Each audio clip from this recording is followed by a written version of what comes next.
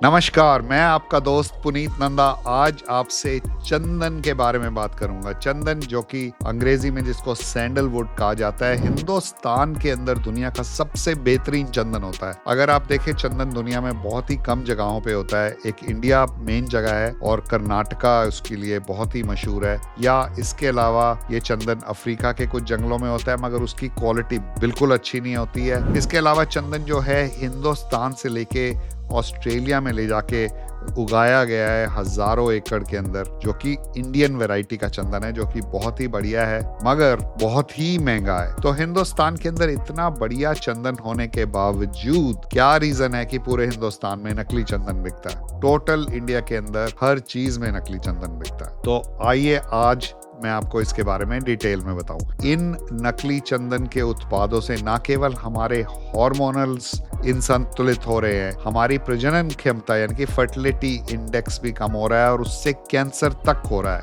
अगर आप देखें तो तंबाकू के अंदर पुराने जमाने में चंदन डलता था। अगर आप देखें तो पान हिंदुस्तान में बहुत ही मशहूर था 500 साल पहले भी, उसके अंदर चंदन डलता था। आज की डेट में चंदन की जगह DEP नाम का केमिकल, जिसे डाई एथिलीन फिथाइलेट्स के नाम से भी जाना जाता है, उसको बेस बनाकर उसके ऊपर सिंथेटिक केमिकल की खुशबुएं डाली जाती हैं जो चंदन के जैसी हो, और लोग उसी को पान मसाले में और उसी को पान में खा रहे हैं, जिससे उनको मुंह का कैंसर हो रहा है। जबकि एक्चुअल चंदन से कैंसर नहीं होता है। एक्चुअल चंदन जो है कैंसर को होने से रोकता भी है। पर एक्चुअल चंदन है ही कितना? हमारे देश में जो एक डाकू था, उसने चंदन की इतनी तस्करी करी, इतना उसको स्मगल किया कि और हजारों लोगों को मारा। तब से सरकार ने पूरे चंदन की लकड़ी के ऊपर बंद लगा रखा है और चंदन जितना भी आता है वो सरकारी अकाउंट से ही निकलता है। मगर जितना सरकारी अकाउंट से निकलता है उससे आज भी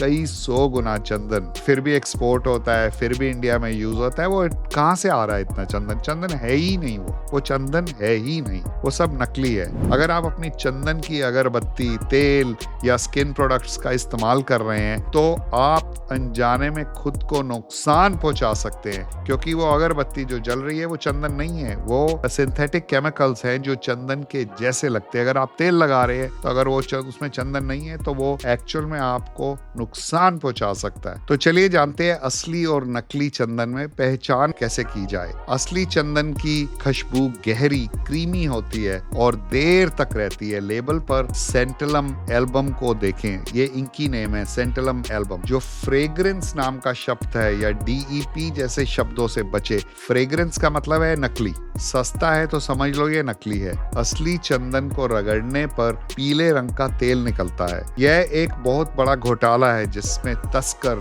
लालची कंपनियां और भ्रष्ट अधिकारी सभी शामिल हैं। इवन बहुत सारे इंटरनेशनल ब्रांड्स में भी ये एक किस्म की गड़बड़ चल रही है। सेहत पर गंभीर असर, स्किन की एलर्जीज, हार्मोन्स की गड़बड़, सांस की तकलीफ, कैंसर, सब कुछ पॉसिबल है अगर आप नकली सिंथेटिक चंदन का इस्तेमाल कर रहे हैं। तो आप करें क्या? केवल विश्वसनीय और टेस्टेड ब्रांड से ही खरीदें। इस जानकारी को आगे बढ़ाएं। भारत के असली चंदन किसानों को सपोर्ट करें। सरकार से लेबलिंग कानून और केमिकल बैन की मांग करें, क्योंकि जब भी चंदन लिखा जाता है तो अगर वो चंदन की खुशबू है वर्सेस वो असली चंदन है, इसमें फर्क नहीं बताया जाता है।